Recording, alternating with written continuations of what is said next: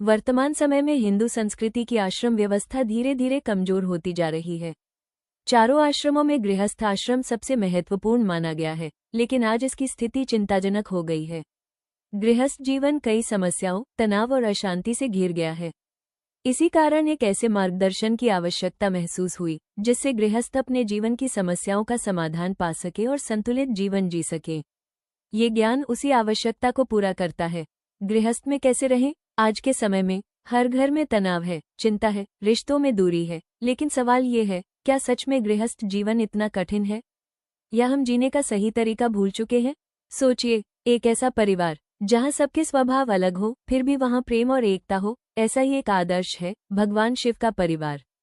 भगवान शिव, जिनके गले में सर्प है, शरीर पर भस्म है, माता पार्वती, जो सुंदरता और श्रृंगार की प्रतीक हैं, कार्तिकेय, वीर योद्धा, और गणेश जी, बुद्धि के देवता। इतना ही नहीं, उनके वाहन भी एक दूसरे के विरोधी हैं, सिंह, बैल, मूषक और मोर। फिर भी उस परिवार में कभी टूटन नहीं होती, हमेशा एकता बनी रहती है। तो सीख क्या है? एक आदर्श गृहस्थ कैसा होता है? जहां घर में शांति हो, बच्चे संस्कारी और बुद्धिमान हो, पति पत्नी में मधुरता हो, अतिथि का सम्मान हो और हर दिन भगवान का स्मरण हो, ऐसा गृहस्थ जीवन वास्तव में धन्य होता है। अब सवाल आता है, क्या विवाह करना जरूरी है?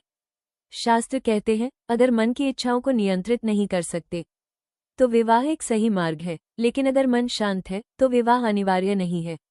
सिर्फ भोग विलास में जीना मानव जीवन का लक्ष्य नहीं है। गृहस्थ जीवन के बाद हमें धीरे धीरे वैराग्य और आध्यात्म की ओर बढ़ना चाहिए। याद रखिए, गृहस्थ जीवन बोझ नहीं है, ये एक साधना है। अगर इसे सही तरीके से जिया जाए तो यही जीवन मोक्ष का मार्ग बन सकता है। अलग अलग स्वभाव के लोगों के साथ सामंजस्य बनाकर रहें, अहंकार त्यागे, प्रेम और सेवा का भाव रखें, धर्म, भक्ति और कर्तव्य का पालन करें। धीरे धीरे जीवन को आध्यात्मिक दिशा में ले जाएं, उंगली से दाहिनी ओर इशारा, तभी गृहस्थ जीवन सफल और सार्थक बनता है।